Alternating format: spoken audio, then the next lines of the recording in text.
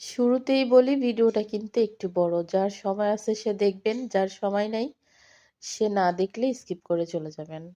তো আসলে রমজান মাসটাই হচ্ছে সিয়াম সাধনার মাস। তারপরেও কিন্তু আমাদের মতো মহিলা মানুষের সংসারও দেখতে হয়, রমজান মাসের ইবাদতও করতে হয়।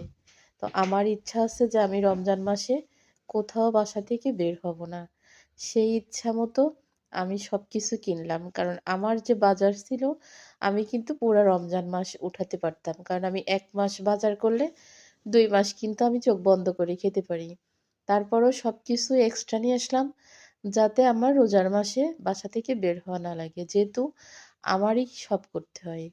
তো আমি রোজার মাসের বাজার বলেন, ঈদের যে কেনাকাটা, যে শপিং বলেন এগুলোও কিন্তু আমি শেষ করে ফেলছি। শ্বশুরবাড়ি, বাপের বাড়ি, বোনের ছেলে-মেয়েদের জন্য মানে যতদূর যাদেরকে দেওয়া দরকার বা দিতে পারবো ঠিক ততদূর পর্যন্ত কিন্তু আমার কেনাকাটা সব হয়ে গেছে।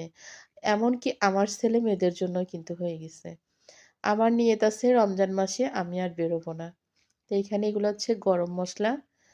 সব ১ পোয়া ১ পোয়া করে নিচ্ছি গরম মসলা, ডাল নিচ্ছি মসুর ডাল ১ কেজি, বুটের ডাল ১ কেজি, পেঁয়াজু খাওয়ার জন্য। এখন যেভাবে যা খাওয়া যায়। আসলে এত কিছু কেনার পরে মনে হচ্ছে যে মানুষ হচ্ছে ইফতারি করব মাত্র ৩ জনে। তা ৩ জনের জন্য কিন্তু এত কিছু লাগে না। তারপরও কম যাতে না হয়। আমি সবসময়ই চেষ্টা করি কম যাতে না পড়ে। কারণ আমার কিন্তু একটা কাঁচামরিচ কিনতে হলেও আমার কিনতে হয়। এইটা হিসাব করে আমি সবসময় একটু বেশিই কিনি। ওই খেজুরগুলা রেখে দিছে আমার ছেলে খাবে। তাই ধুয়ে দেবো এগুলা বাজারগুলা উঠায়ে ওরে ধুয়ে দেবো খাওয়ার জন্য। আসলে কথা বলতেও কিন্তু অনেক বেশি কষ্ট লাগতেছে। কারণ আজকে ৩ টা দিন, ৪ টা দিন আমি কিন্তু দড়ির উপরে আছি। আমি ঠিকমতো রান্না-বান্নারও ভিডিও করতে পারি না।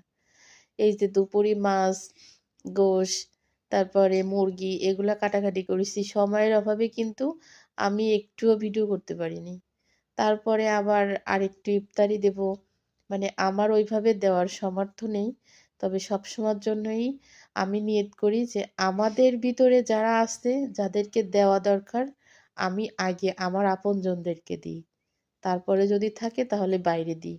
তো আমি কিন্তু সবসময় এটা মানে আমার আইডিয়াতে রাখি যে আমার আপনজন যারা আগে তাদের জন্য। তারপরে হচ্ছে বাইরের মানুষের জন্য। তাদেরকে দেওয়ার জন্য আবার আলাদা করে ইফতারি কিনলাম। আর এইখানে কলা কিনলাম। কলা কিন্তু আমরা ভাত দিয়ে খাই না। কলা হচ্ছে চিড়া মাখাতে খাই। কারণ আমি চিড়া মাখাতে কলা না দিলে কিন্তু টোটালি খেতে পারি না। তো একেকটা কলা ৳৮ করে নিছে। কলাগুলাই কিন্তু মাশাআল্লাহ